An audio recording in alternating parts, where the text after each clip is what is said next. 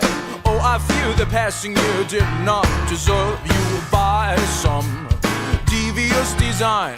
Suddenly you're very near as I prefer you sold and shivered from the rain. The Creeper Gallery was started between myself and Donna, my business partner. We have been friends for over a decade and decided to have lunch one day in New Hope.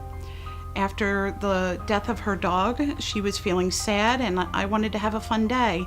And we decided to come to New Hope, and it was literally, wouldn't it be fun if we had a shop?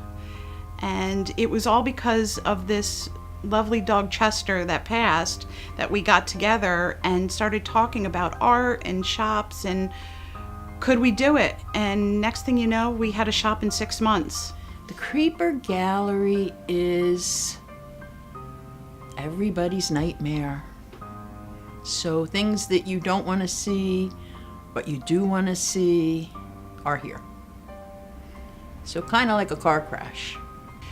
So the material for my pieces really comes from anywhere. It could be as simple as a Goodwill, could be some tag sale, could be an auction, flea market, really anywhere.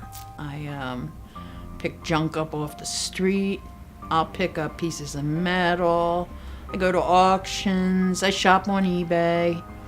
I have pickers all over the world that find me things. And the phone's always ringing because I'm very lazy. I'm getting old, so I don't want to go out and search for things. I'm past that.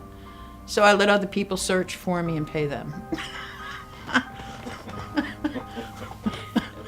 So in the beginning, I was very much into a sort of, if you will, Tim Burton-y feel with my work. At some point, I wanted something a little more polished and refined, and that led me to antiques. So once I found the antique world and started adding beautiful antique elements into my work, it just took off, and it just felt like right where I was supposed to be.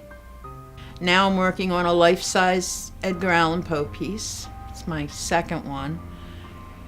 And like the first one, he's talking to me the whole way, telling me what I'm doing wrong. And I think that's pretty weird. So I probably belong in like an insane asylum by now, but I don't know. I do believe that sometimes the pieces speak, or whoever's in them is speaking to me. So I guess, yeah, it sounds a little crazy, but I think all artists are drawing from what's in their own head. Otherwise, they'd be insane or killing people. One of my favorite pieces at the moment is my Earthen Witch.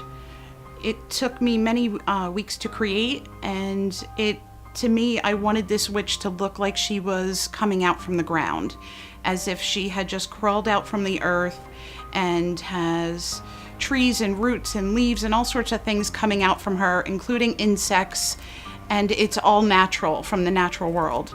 So it happens to be one of my favorite pieces because it took so much time and I really enjoyed discovering her.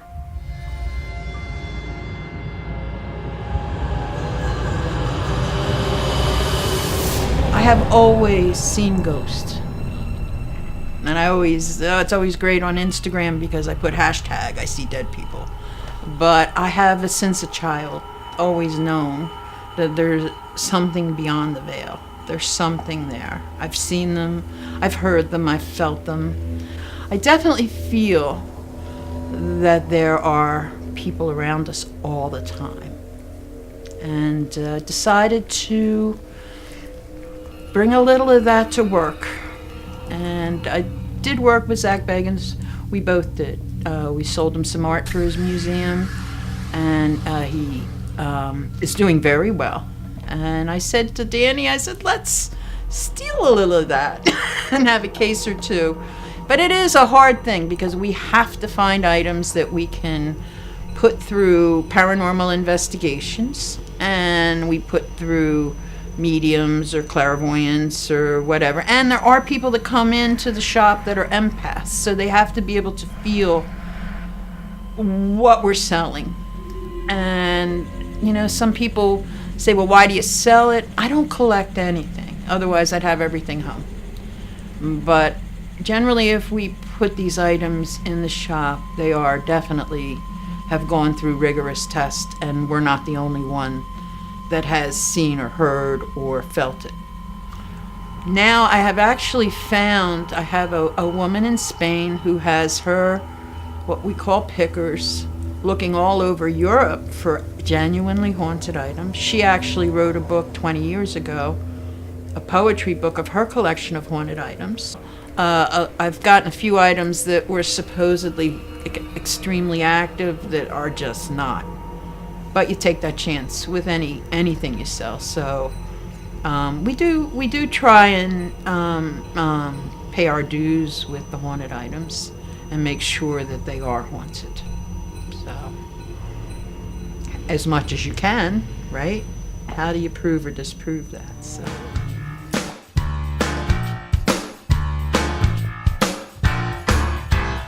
Waste no worry for the world. Let it be a tragedy of love and glory. While they wait by gates of pearl, we'll be building palaces in purgatory.